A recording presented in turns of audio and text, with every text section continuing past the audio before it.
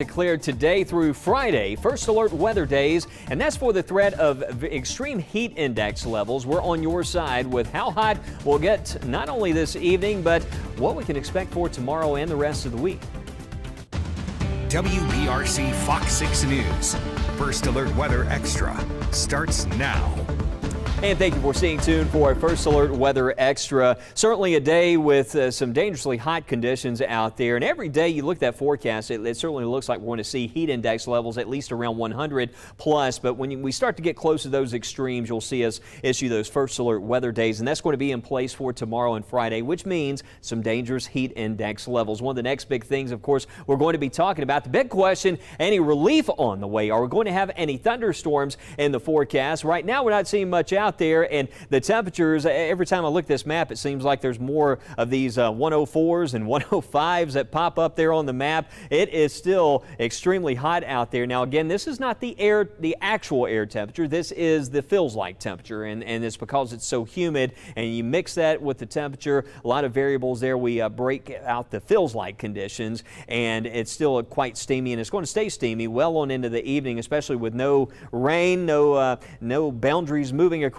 the area. We had a couple storms yesterday, cooled some areas off, but there was a couple of showers that actually popped up over West Alabama. I know we've been talking about rain chances over East Alabama, but those have dissipated here across the western part of the state. So I wanted to show you that radar to see if we still had a little bit of rain. The heaviest of the rain, though, staying off to the north. You can see here the greatest risk for severe weather happening. I noticed some of the radar views in the last hour looked like there was a tornado warning there around just south of Omaha. But all these storms are riding around this big bubble of high pressure, and this is what has taken over across our area, that heat dome. And that's why you look at the radar, you check the weather app, a lot of these storms are staying to the east, but you can see how close it is. That's why I'm watching these eastern areas for an isolated storm or shower chance, at least today and tomorrow, maybe areas to the south and east. But what happens in a Friday, late Friday, it's still going to be hot Friday, but Friday and into Saturday, notice how that heat dome backs off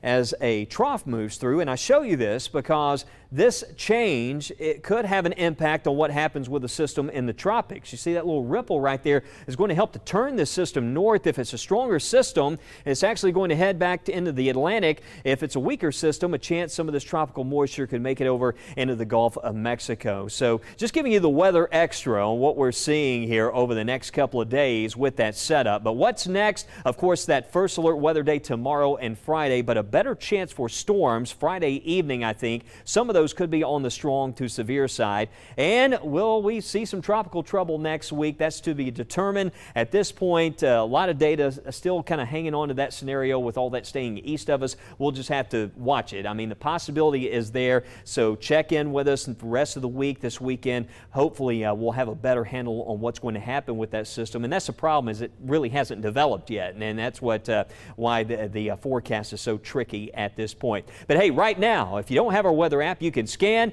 and tap our First Alert Weather app QR code to download the weather app for free, and you get updates on temperatures where you live, 10-day forecast, and of course lightning and precipitation alerts pops up. I've been out mowing the lawn, get that lightning alert, a great tool to have for any plans that you have coming up. But not only is it important to know how hot temperatures can be, but how they can impact your body as well. Extreme heat can not only impact you physically, but okay, well, we had a graphic we wanted to pull up for you there just to talk about, you know, the heat and all the impacts. You know, that's the thing, is just be mindful. You start feeling a little dizzy, make sure you hydrate. I know we say a lot of these, you know, safety rules many times, but heat is the #1 killer when it comes to weather out of all hazards. So that's why it's important to certainly take frequent breaks and be mindful of the signals your body gives you. And the record heat also potentially causing the prices of fruits and vegetables to be higher. With it being one of the hottest summers on record for much of the world, this could mean that shoppers will likely end up paying higher prices for fruits and vegetables as farmers work through higher growing costs from the heat. It's a reversal of a trend seen over the past year, with cost of fruits and vegetables dropping by 1%. The Earth experienced the hottest day on record last week, well, since we've been keeping records. But here at home, some good news out of West Alabama, where new storm shelters are coming to Hale County. Hale County certainly becoming weather ready. Our Kelvin Reynolds explains these new shelters have been a long time in the making.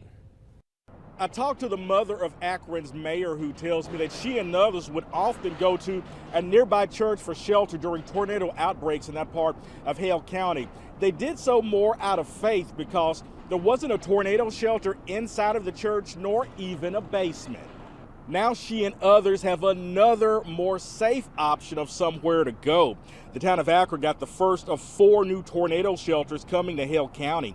The county used a $480,000 federal grant to buy 4 new tornado shelters. The one that sits next to the old Akron Elementary School will actually hold 48 people.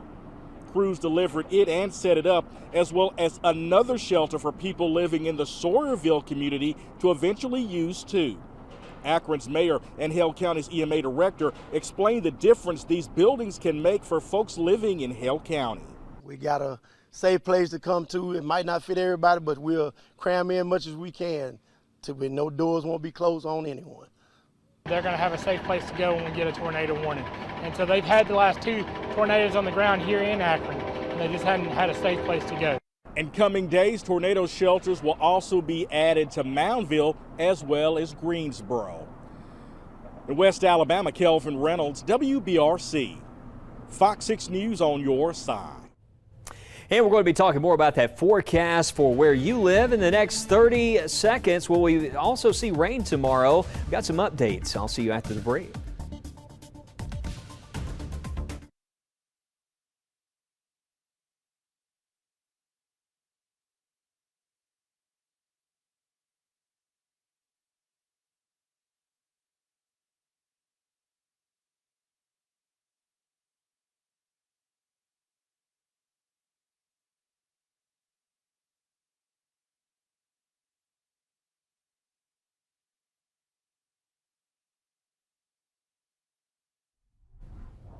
All right, it's time to check in on some pick locations across our area. Let's take it on into Thursday here. And of course, tomorrow morning's when you'll want to get that start. Beat the heat out there. It's going to be another first alert weather day. How about Havana? Speaking of Hale County, 77 degrees tomorrow morning. Not much relief there. 77 for an overnight low temperature. 76 for Falkville tomorrow morning. Some of those areas north of Coleman. You can see Oxford around 75 degrees and the Marbury area around 75 early tomorrow morning. Of course, that's just south of our area early in the day, but you can kind of get a picture of those temperatures there around the state. There will be morning low clouds, which will quickly give way to a mixture of clouds and sunshine. Afternoon highs in the mid-90s, 20% chance for a few isolated pop-up showers. Greater chance of seeing that if we look at the rain coverage. You can see areas to the east and to the southeast there for later in the day tomorrow. So we're going to talk more about the rain chances Friday night. I think the next best chance for some scattered storms here locally, and we'll talk more about that coming up. But I want to take you across the globe.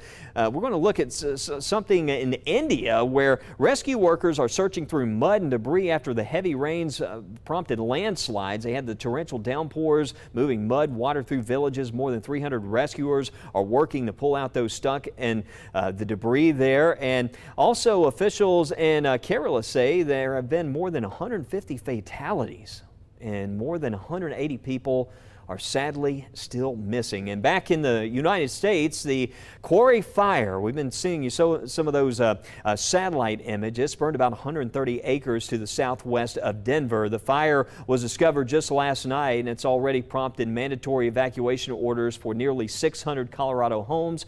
Firefighters have not been able to contain the fire so far, and they've run across another challenge, the big population of rattlesnakes in the area. Fortunately, first responders are not aware of any injuries or loss of buildings. The cause is still being investigated. And in California, fire crews are battling a brush fire in the far southeast portion of San Diego, not far from the border, and it's being called the Border Fire. It has burned up to 300 acres as of this morning. The fire was 55% contained. The Border 66 fire is the fourth and biggest wildland fire to break out southeastern San Diego over the last week. We've seen a lot of those wildfires. We've seen the heat waves back to the west. Again, that's that big ridge that's keeping us mainly rain-free right now, and also with the building heat that we're dealing with across our area. But this fire, of course, leads to how researchers in California are working to figure out how to use artificial intelligence to predict wildfires, technology that experts say could save many lives. Dominic Garcia has details on that story. Year after year, wildfires have ravaged California. It was hard to sort of not hear about wildfires in California. And Asad Oberai isn't even a firefighter. He's a professor of aerospace and engineering at USC, but he thought he and his team could help. He says computer models already exist to try and predict fire movement. The problem is the things that go into these tools, like things like terrain, the fuel map, what kind of fuel exists, what are the wind conditions, right? These things are very uncertain. So what his team did was gather historical wildfire data from high-resolution satellite images. We take the predictions of these wildfire models and we take the measurements of the satellite and we put them together.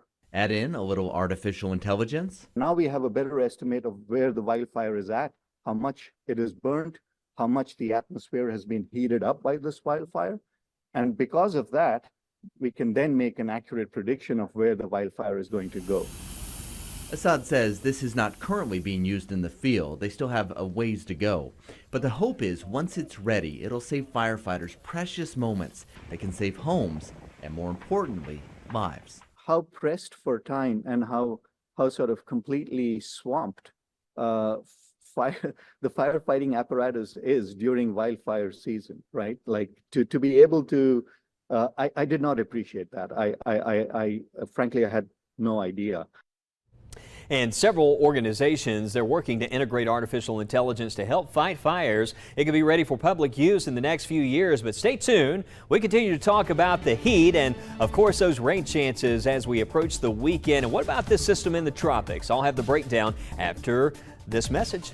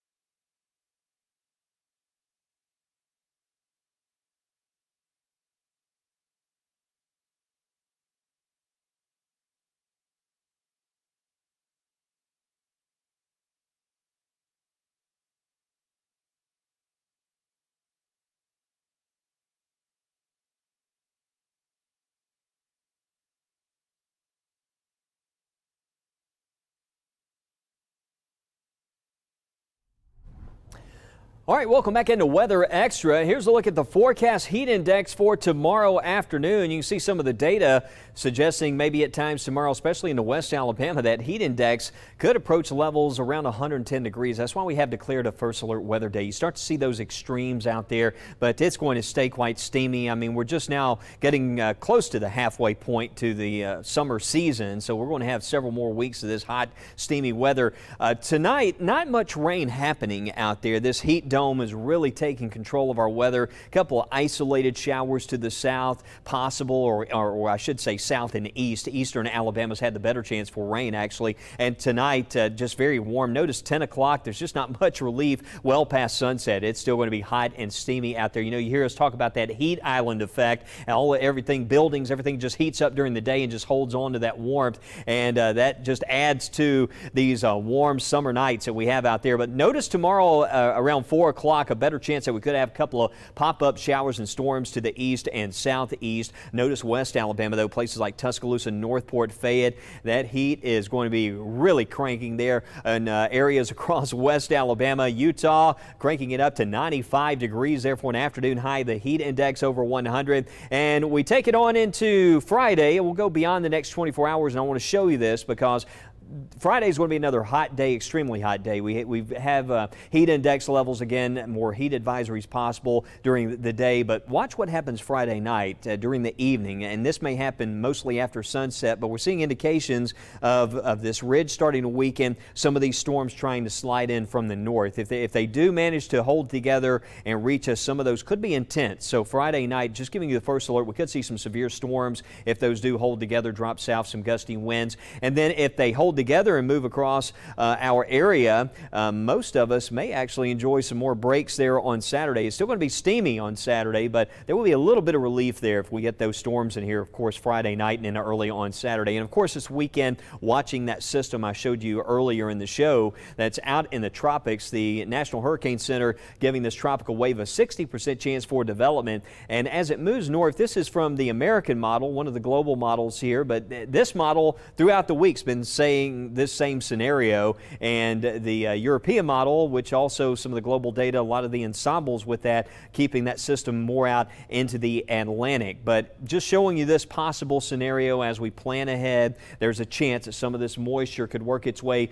further north, perhaps in the next week, could impact those rain chances. So just stay tuned, check in for updates on the First Alert Weather app. At this point, not seeing a major hurricane or anything like that, but it is a system that we do need to keep a watch on. Friday into Saturday, that rain chance I talked about going up.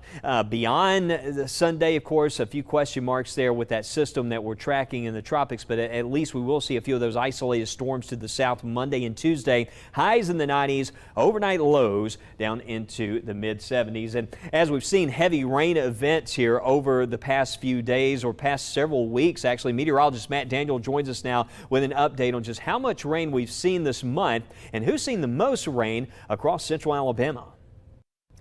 It's been a super wet July all across central Alabama. Now that we're about to move into August, I want to show you how much rain was recorded in Birmingham, Tuscaloosa, and Anniston.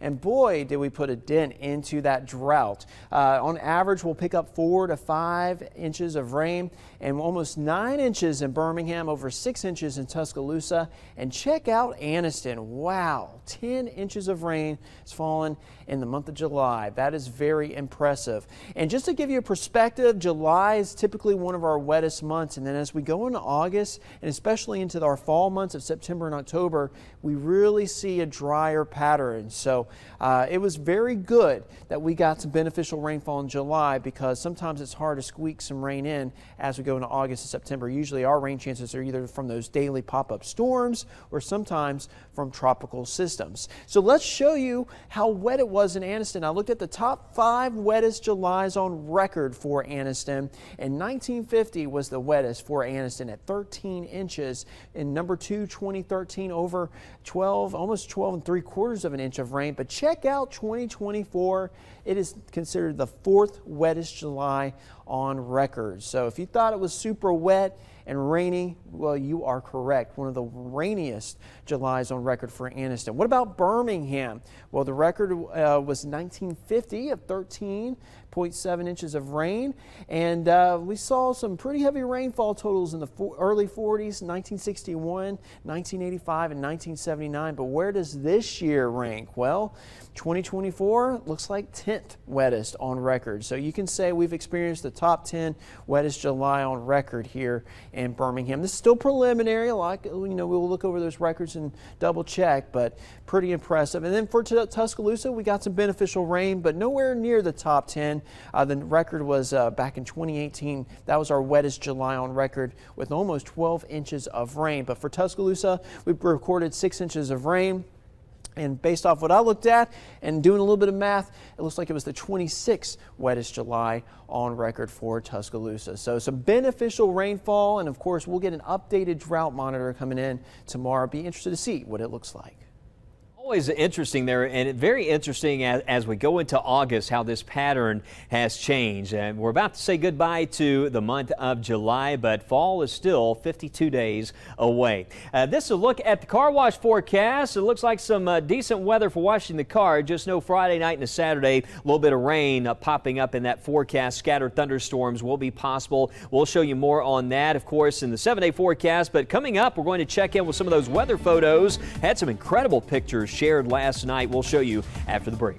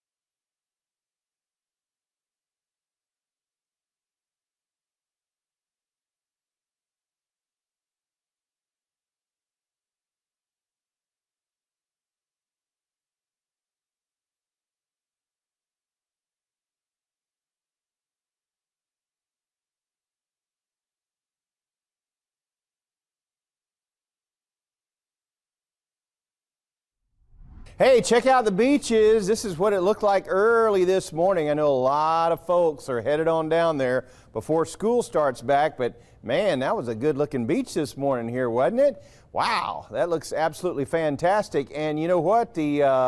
The surf is looking pretty good too. We have a yellow flag, so moderate rip current threat there. The Gulf water temperatures cranked up though. It's like bath water there at 88 degrees. So just, you know, always have the buddy system anytime you go in the water. Make sure somebody's looking out for you. Here's a look at the projected radar as we head into tomorrow. Could see a few showers out there going into Thursday, Friday, going into the weekend as well. A few scattered showers. But I tell you what, based on the latest beach forecast, I certainly wouldn't cancel any plans. If you got like a 50% chance of showers at the beach, I would go ahead and go, because a lot of times that sea breeze will blow that rain inland, and you'll be okay at the beaches. So we're looking at 30% for tomorrow, 30% for Friday. We're up to 40 to 50% for the weekend. But if you've already got the hotel, you know, booked, I would go ahead and go and enjoy that last little hurrah before, you know, school starts back. But if the beach isn't your bag, and if you'd rather go to the mountains, well, let's check it out there. Little bit higher rain chances as we get into the weekend, going into the Smoky Mountains. You've got some scattered showers. Same basic scenario. We've got a decent chance of rain here at home for Saturday, but it's a little bit higher as you get into the Smoky Mountains going into the weekend. You can see 40% for tomorrow, but we're up to about an 80% chance on Saturday. You know, but once we get into next week, if you're still hanging around the Smokies, it looks like those percentages really taper off. We're down to 30% for Monday, and just pretty much goes away going into next week. It's going to be hot though. You can see those temperatures being cranked up into the mid-90s. But wherever you're going, whether it's the beach or the mountains, you can take the weather with you on the go on our First Alert Weather app. And while you're there, if you scroll down to the bottom of the First Alert Weather app, you can snap a picture or two, and we might be able to share it right here on Weather Extra. Hey, why don't we share some of those photos right now? Mickey and Josh Burnham sharing this photo from Ragland last night. We had some incredible lightning photos because these storms were so isolated. But notice in that picture how the lightning was actually moving. It looked like it was a strike outside of the cloud, off the side of the cloud. That's one of those bolts from the blue that you see. And while we often say when you hear thunder, head indoors. David Moore and Hanceville shared this photo, and almost looks like ball lightning there. Jennifer shared this photo. This was from St. Clair County, and this was a storm looking to the south there towards Harpersville last night. Buddy Boyer, and he was sharing some stormy sky pictures from Smith Lake. That's what you're seeing there, that anvil there, that tall cumulonimbus cloud, and Donna Sorensen with this lovely sunset, that towering storm cloud in the distance. That was at sunset from Pell City. But more storm photos from yesterday, and those storms, they popped up late, put on quite a show. We'll still keep a watch on the radar this evening. More storms by the weekend. We'll update you on those rain chances and more tonight, first at 9.